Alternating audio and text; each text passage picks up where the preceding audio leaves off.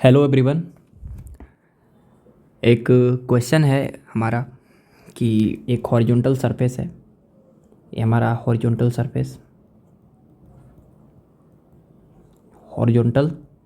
Surface है और इस हॉरिजॉन्टल सरफेस के ऊपर जो है एक इस तरह का cylindrical cylindrical wooden tree trunk है।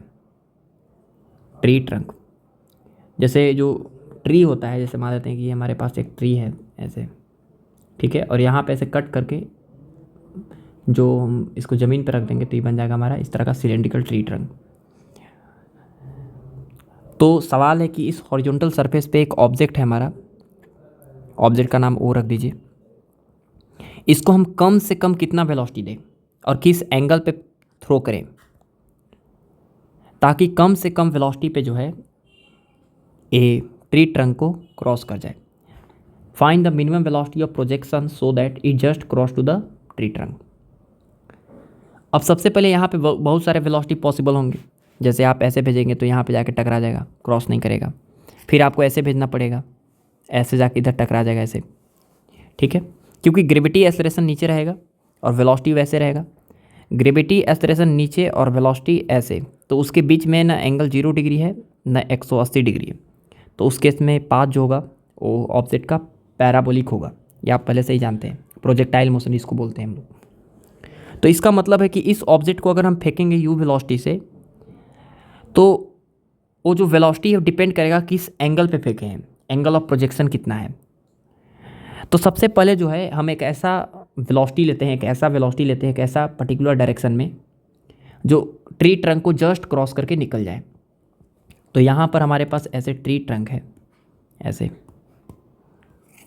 ऐसे, ठीक है, और यहाँ पर हमारे पास एक हॉरिजॉन्टल सरफेस हो गया ऐसे। एक मिनट, ऐसे, ठीक है, ये हमारा हॉरिजॉन्टल सरफेस है और हम यहाँ पर ऑब्जेक्ट को एक पर्टिकुलर वेलोसिटी u दे दिए ऐसे, ठीक है, ऐसे एट द मान लेते हैं एंगल थीटा। तो ए बॉल जो है ऑब्जेक्ट जाएगा जाएगा जाएगा जाएगा जाएगा और मान के चल रहे हैं कि ए ऑब्जेक्ट यहाँ पे ग्रेज किया, टच किया टेंजेंशियली और इस तरह से उठ के ऐसे और फिर से यहाँ पर ऐसे टच करेगा, सिमेट्रिकली टच करके निकल गया जस्ट यहाँ पे ऐसे, यहाँ पे ऐसे।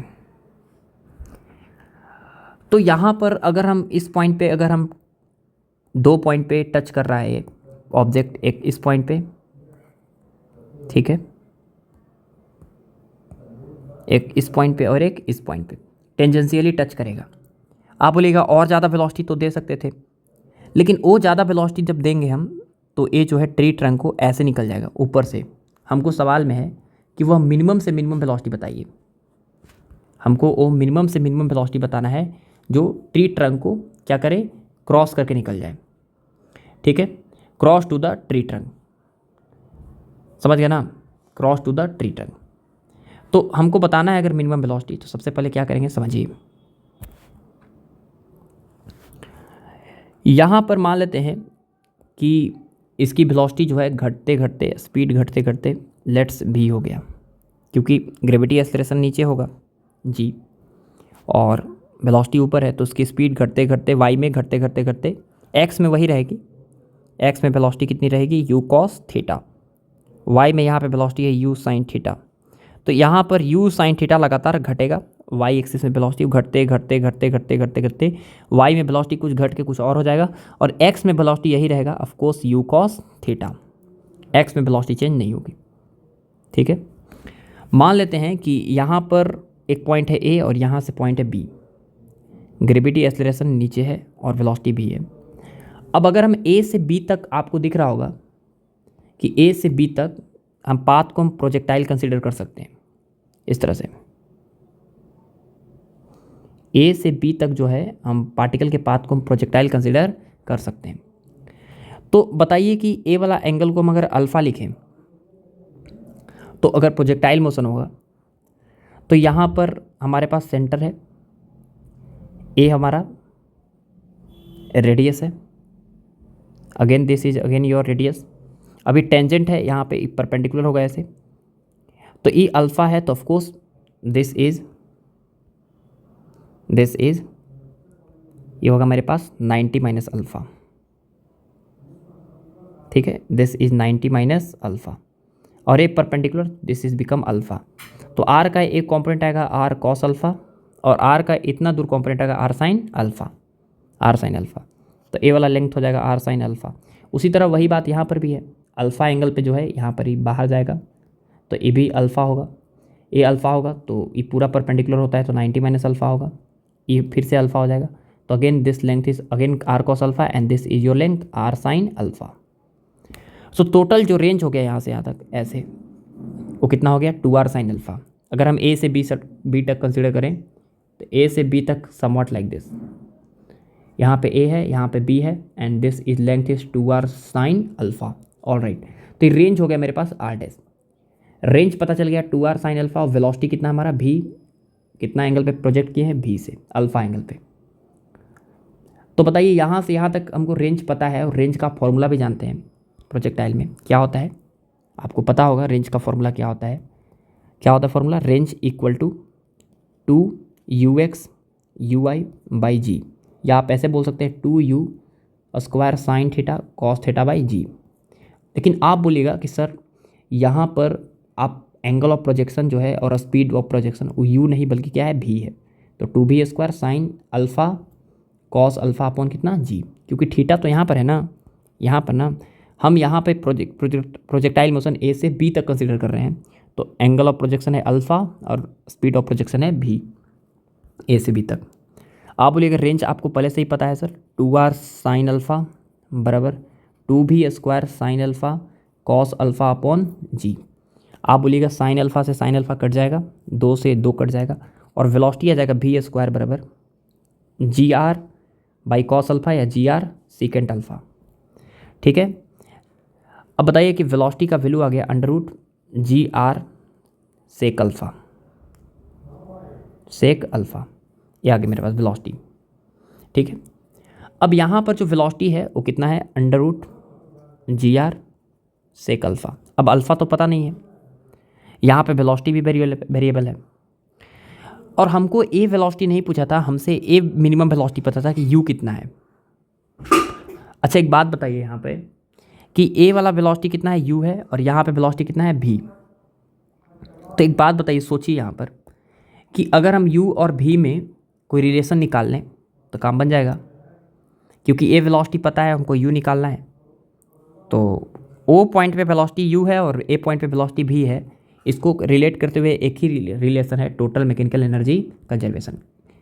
तो यहाँ पर अगर हम total mechanical energy conservation use करें, क्योंकि यहाँ पर किसी प्रकार का कोई नॉन कंजर्वेटिव फोर्स नहीं है, जिसकी वजह से जितना टोटल एनर्जी होगा वो क्या होगा, कंजर्व होगा। तो शुरुआत में पोटेंशियल एनर्जी प्लस शुरुआत में काइनेटिक एनर्जी बराबर शुरुआत में potential energy plus final potential energy plus final kinetic energy. शुरुआत में पोटेंशियल एनर्जी जो है कितना होगा, आप बोलिएगा शुरुआत में पोटेंशियल एनर्जी ग्राउंड पर है सर, ऑब्जेक्ट की पोटेंशियल एनर्जी 0 होगी। काइनेटिक एनर्जी कितनी होगी, आप बोलिएगा काइनेटिक एनर्जी होगा 1/2 m इंटू यू स्क्वायर।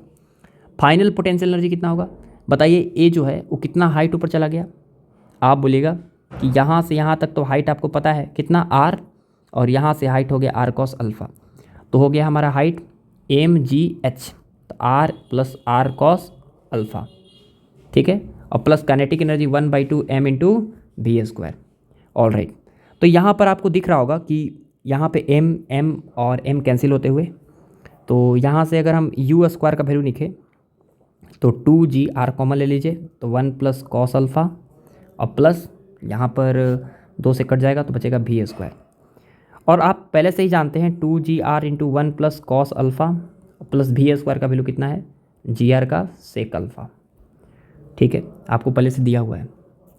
अब यहाँ पर अगर हम और सॉल्व करने का प्रयास करें तो आपको दिख रहा होगा कि u का वैल्यू आ जाएगा अंडर रूट 2gr, तो gr कॉमन आ जाएगा, तो 2gr प्लस कितना 2gr cos alpha plus g r sec alpha.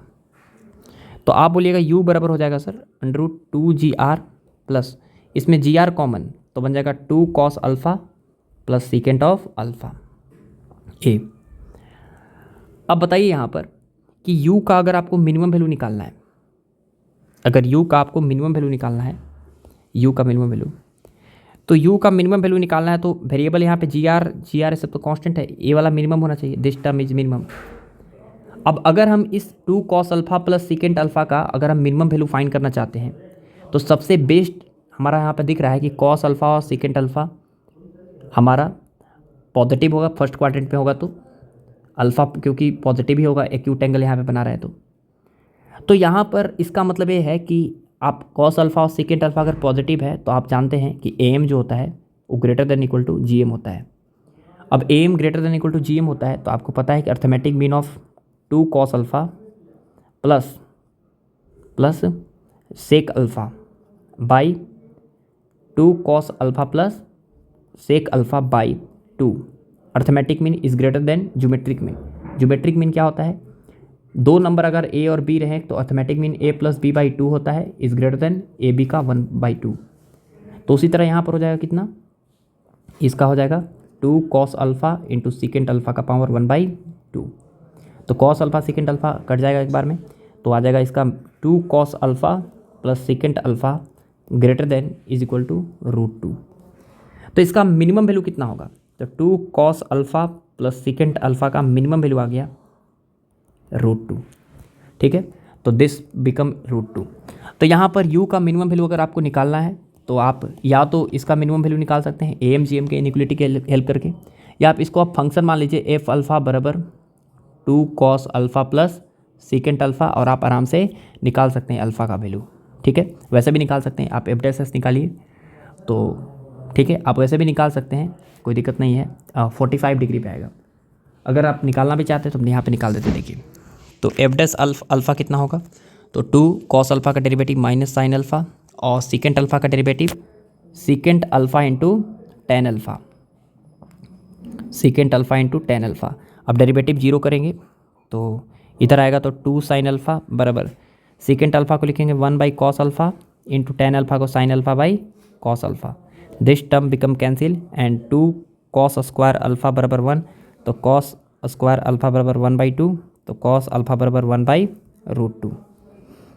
तो ऑफकोर्स अल्फ़ा जो है आगे मेरे पास 45 डिग्री, ऐसे आना चाहिए था प्लस माइनस, लेकिन यहाँ पर हम फर्स्ट क्वाड्रेंट में देख रहे हैं इसलिए पॉजिटिव रूट्स देख रहे हैं, अल्फ़ा 45 डिग्री आ गया, ऐसे 135 डिग्री भी आंसर आएगा। लेकिन यहाँ पर हमको साफ दिख रहा है कि जो बॉल है यहाँ पर जो एंगल बनाएगा ऑफकोर्स एक्यूट एंगल ही बनाएगा। ठीक है, अब समझिए यहाँ पर 45 डिग्री आ गया, तो यहाँ पर आपको पता चल गया होगा कि यहाँ पे कितना डिग्री है, ऑफकोर्स 45 डिग्री है। ठीक है, 45 डिग्री। अब बढ़िया समझिए कि थीटा का मिनिमम वैल्यू क्या होना चाहिए और वेलोसिटी मिनिमम होगा कितना। तो मिनिमम वेलोसिटी आप ऐसे ही बोल सकते हैं कि minimum velocity equal to √2GR plus GR into cos alpha plus 2 cos alpha plus secant alpha का मिनिमम वैल्यू, और इसका मिनिमम वैल्यू आपको √2 पता चल गया होगा। तो मिनिमम वेलोसिटी इक्वल टू आ गया GR कॉमन 2 प्लस इसका minimum value √2 and this is your minimum velocity at which ball is throw so that ball just grazes to the surface of tree trunk। ठीक है, ये minimum velocity आ गया, बढ़िया बात है। आप वो पर्टिकुलर एंगल भी निकाल सकते हैं कि किस एंगल पे फेंका जाए ताकि वेलोसिटी मिनिमम हो। तो उसके लिए अगर आपको मिनिमम वेलोसिटी निकालना है तो आपको जो है यहाँ पर वी डैश का वैल्यू फाइंड करना पड़ेगा।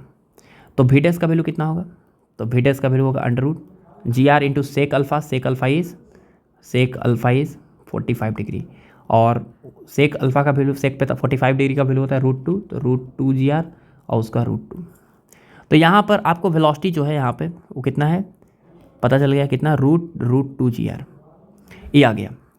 अब हमको अल्फ़ा फाइंड करना है, सॉरी अल्फ़ा नहीं थीटा फाइंड करना है, थीटा फाइंड करनी है। तो थीटा फाइंड करनी है तो थीटा को रिलेट करना पड़ेगा उसके साथ। थीटा को कैसे रिलेट करेंगे, तो आपको पता है कि पूरा का पूरा जो मोशन है, पूरा का पूरा मोशन वो भी क्या है, प्रोजेक्टाइल ही है। पूरा का पूरा मोशन जो है यहाँ पर यहाँ से यहाँ तक, ओ से लेके यहाँ तक, वो भी क्या है, प्रोजेक्टाइल। तो अगर हम यहाँ पे देखें, देखिए यहाँ पर पूरा का पूरा मोशन अगर प्रोजेक्टाइल है तो आप बोल सकते हैं कि जो रेंज होगा, रेंज बोल सकते हैं यहाँ पे, या यहाँ पर सबसे बढ़िया बात ये है कि एक्स के अलॉन्ग वेलोसिटी चेंज नहीं हुआ, यू कॉस थीटा, और यहाँ पे भी यू कॉस थीटा। अब यू कॉस थीटा जो वही यहाँ पर है, तो यहाँ पर होगा कितना, भी कॉस अल्फ़ा। तो भी कॉस अल्फ़ा मस्ट भी यू कॉस थीटा के बराबर होना चाहिए। तो भी कॉस अल्फ़ा बराबर यू कॉस थीटा।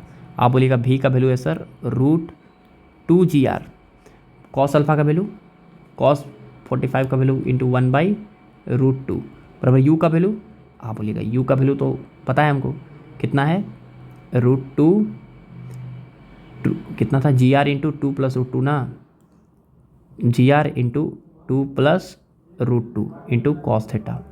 वहाँ से थीटा निकल जाएगा आराम से, कोई दिक्कत नहीं है, ऐसे कॉस थीटा। तो बताइए यहाँ पे GR और GR कट जाएगा, हो जाएगा कितना, ऐसे हो गया √2 बाई √2 बराबर यहाँ पर आ जाएगा कितना, √2 + √2 इंटू कॉस थीटा। तो कॉस थीटा बराबर आ जाएगा मेरे पास कितना, √2 बाई कितना, √2 इंटू √2 + √2। तो एक काम करते हैं, कॉस थीटा बराबर आ जाएगा मेरे पास, पूरा में रूट लगा दीजिए, पूरा में रूट लगाएंगे तो आएगा ऊपर √2/2 इंटू 2 + √2। ठीक है, इसको √2 बार में कैंसिल कर दीजिए, तो कॉस थीटा का वैल्यू आ गया 1/√2 2√2 + 2 का रूट। एक काम कीजिए, रूट ऊपर वाला पे नहीं बल्कि नीचे वाला पे लगा देते हैं ऐसे। तो थीटा इज़ कॉस इन्वर्स 1/√2√2 + 2। तो इस पर्टिकुलर एंगल पे अगर हम फेंकेंगे और तो उस केस में मिनिमम वेलोसिटी रहेगा, और सब कुछ हम निकाल ही लिए होंगे कि मिनिमम वेलोसिटी कितना होगा, क्या होगा। ठीक है, तो आई होप आपको ये सवाल समझ में आ गया होगा। ये सवाल बढ़िया था, प्रोजेक्टाइल मोशन और एनर्जी कंजर्वेशन पे बेस्ड था, और अच्छा खासा मैथमेटिक्स बेस में इन्वॉल्व हुआ। तो चलिए, ऑल द बेस्ट।